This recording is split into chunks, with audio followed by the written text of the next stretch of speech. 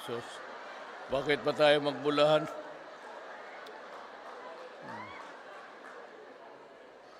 Minsan sa opisina, wala nang tao, alas 3, alas 4.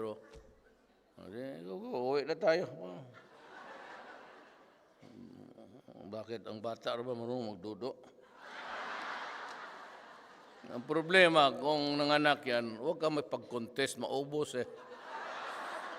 Reserba mo lang sa ibang panahon. Nandito ba si Senator Villar?